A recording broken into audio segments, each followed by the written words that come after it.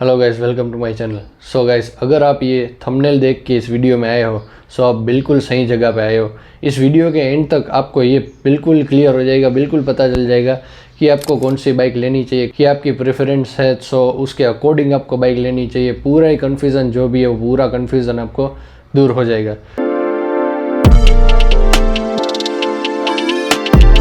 सो इसमें गाइज मैं आपको मेनली 6 पॉइंट्स बताने वाला हूँ। तो अगर गाइज आप लोग कल बाइक लेने वाले हो, आज अगर आप ये 6 पॉइंट्स को लेकर लिस्ट एक बना लोगे सो बिल्कुल ही श्योर हो जाओगे कि मुझे बस यही बाइक चाहिए।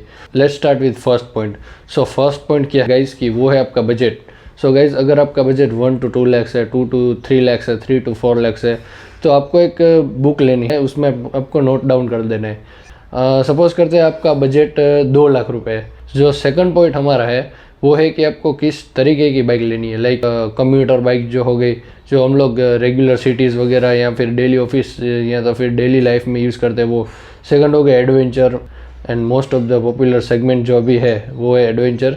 और थर्ड जो हो गई वो अपनी हो गई टूरिंग बाइक्स। इसी तरह और भी बहुत सारे सेगमेंट आते हैं, लेकिन आपको स्पेसिफिकली उसमें लिखना है कि आपको कौन से सेगमेंट की बाइक लेनी है।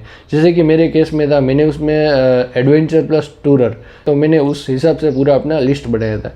तो सेकंड अपना हो गया। Third point will be guys कि आपको क्या क्या मेजर चीज़ें जो है वो आपकी बाइक में चाहिए, कितने से लेके कितने सीसी की सेगमेंट की बाइक चाहिए, फिर उसमें आपको ट्यूबलेस टायर चाहिए या नहीं चाहिए, फिर उसमें आपको आपकी सीट हाइट कितनी होनी चाहिए। मतलब अगर आप एडवेंचर ले रहे हो स्पेसिफिकली तो उसमें सीट हाइट बहुत ज़्यादा मैटर करती है, तो वो कितनी होनी चाहिए जिस पे आप कंफर्टेबल हो। फिर उसका राइडिंग पोस्चर जो है वो कैसा होना चाहिए जिस पे आप कंफर्टेबल हो। एंड उसके बाद जो भी बाइक ले रहे हो तो उसका जो है सर्विस सेंटर वो मार्केट में है या नहीं है, वो भी मेनली आपको देखना है। क्योंकि आपको रेगुलर सर्विस, रेगुलर कोई पार्ट्स या फिर कोई इश्यू आ रहा है, मतलब आपको कोई भी काम करवाना है आपकी बाइक में, सो आप वहाँ पे जाके करवा सको ईजिली। अब बढ़ते आगे फोर्थ पॉइंट के बारे में। जो फोर्थ पॉइंट है गाइज, सो वो एक बहुत ही मेन पॉइंट है जिस पे आपको सबसे ज़्यादा ध्यान देना है। सो गाइज फोर्थ पॉइंट ये है कि आप जो भी बाइक सिलेक्ट कर रहे हो तो उसकी मंथली या तो फिर ईयरली सेल्स कितनी है। क्योंकि गाइज जो भी बाइक की जितनी ईयरली और मंथली सेल्स ज़्यादा होगी गाइज, तो उसका जो पार्ट अवेलेबिलिटी है, उसकी सर्विस अवेलेबिलिटी है उतनी ही ज़्यादा होगी।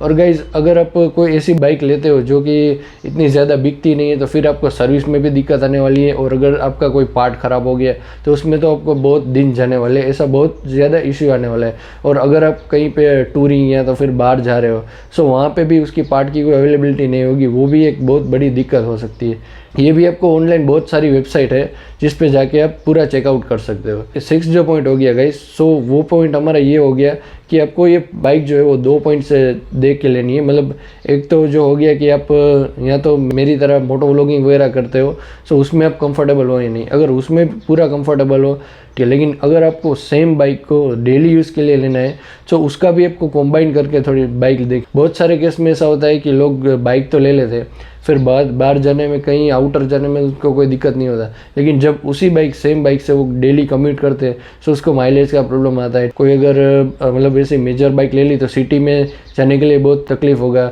अगर आप फैमिली मेम्बर्स है तो उनको भी उस बाइक में बैठने के लिए दिक्कत हो सकती है। ये सब चीज़ें है गाइज, पूरे जो पॉइंट है मैंने आपको बता दिए इसमें। सो गाइज आई होप कि आपके सारे जो भी डाउट थे वो क्लियर हो चुके होंगे। सो गाइज मिलते हैं आपसे ऐसे ही किसी बढ़िया सी वीडियो में, तब तक के लिए बाय बाय।